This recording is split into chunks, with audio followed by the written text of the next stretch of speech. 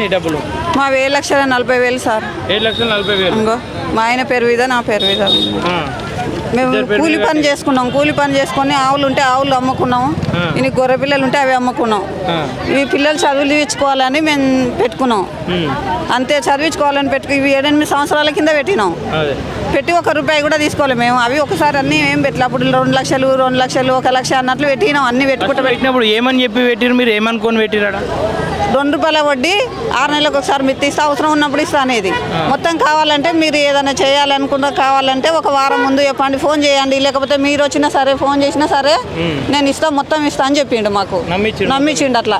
అయితే ఆయన నమ్మించిన మాటలు కూడా వేరే ఊరు వేరే అయితే నమ్మపోతుంటివి. మా ఊరే కదా, మా ఊరు సేటే కదా, మా ఊరు కొంట ఆయనే, ఊరు ఉండూరు కదా, మా ఊరు అయినా కొడుకే కదా, తెలిసిన మనిషి అని మేము నమ్మినాం. మరి ఎన్ని రోజులకు తెలిసింది మీరు ఆయన మోసం చేసిండని మీకు? ఇవ్వకుండా అయినాకనే తెలిసిపోతుంది సార్. ఇట్లా 4 సంవత్సరాలు అవుతుందేమో, 5 ఏళ్ళు అవుతుందో. అప్పటి నుంచే ఇంకా ఇవ్వకుండా అయింది.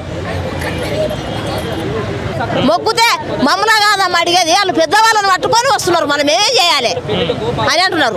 పెద్దోళ్ళు చిన్న పోలీసులు ఉంటారు, పెద్ద పోలీసులు ఉన్నారు, ఇంకా వాళ్ళకి దోషులు అంటారా? ఇంకా పెద్ద పోలీసులు ఉన్నారు అంటున్నారు. పోలీసు వాళ్ళు మీరు కూలి చేసుకొని బతక ఎందుకు వస్తున్నారు అమ్మ? ఇడికి ₹30 కూలి విడిచిపెట్టి 300 కూలి విడిచిపెట్టి ఎందుకు వస్తున్నారు? పత్తికి ఏరుకోక, పత్తి ఏరకుండా పోతుంటే మేము పత్తి ఏరుకోకుండా సారు ఈ పిఆర్ దుర్లు అంటే పత్తి ఏరకుండా ఎందుకు వచ్చుకున్నారు అమ్మ? ₹30 300 కూలి విడిచిపెట్టి మీరు వేస్ట్గా ఊరికే ఊరికి అని అంటున్నారు పోలీసు వాళ్ళు. విదేశాల్లో ఉన్నత విద్యను చదువుకోవాలని అనుకుంటున్నారా? అయితే వెంటనే ఫ్లైగ్రాడ్ ఓవర్సీస్ ఎడ్యుకేషన్ కన్సల్టెన్సీని సంప్రదించండి. మీ విదేశీ కలలను సాకారం చేసుకోండి. ఫ్లైగ్రాడ్